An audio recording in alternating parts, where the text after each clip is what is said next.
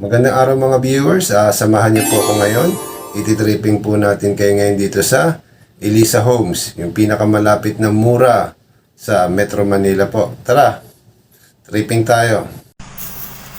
Guys, magandang umaga ulit. On tripping tayo. Ito naman po yung ating Dahlia Model House. Ito yung townhouse natin. Bali, iti-tripping natin kaysa inner unit ng Dahlia. Ito po. Sa nakikita nyo guys, may space po talaga sa harap. Ang space po sa harap niyan guys, parking po talaga. Para po yan sa parking. Pwede nyo naman po i-extend yan kung sakasakali. Yan, tulad nito. Ayan. Pwede natin i-extend. Yan. Opo, pwede tayong mag-extension. Pwede natin. Yan po yung example. Yung na-customize na po ng may-ari ng bahay. Opo, yan.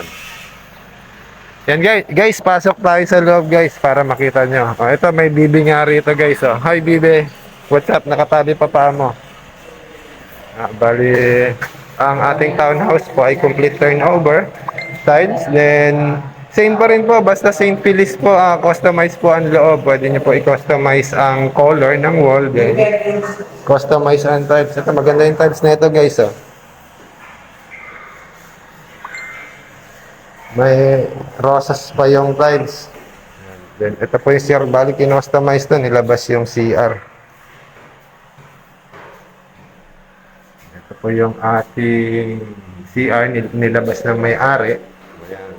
May sariling shower. Plus ang Then, may sariling customize po. Then, ito po yung ating dirty kitchen. Ayan po. Ito po yung dirty kitchen. Nasa labas po. Guys, akyat tayo sa kwarto. Ang Dahlia po, meron pong 2 bedrooms.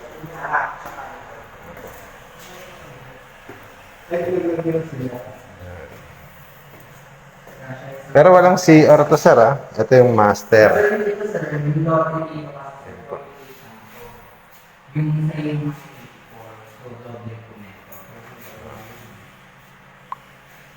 Bali,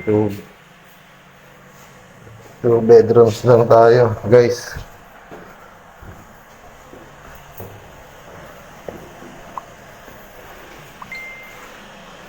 And guys, bali ito yung ating Dahlia Model House. Opo, kung may question po kayo, message lang po kayo sa atin sa Facebook. Message nyo lang po ako personal po.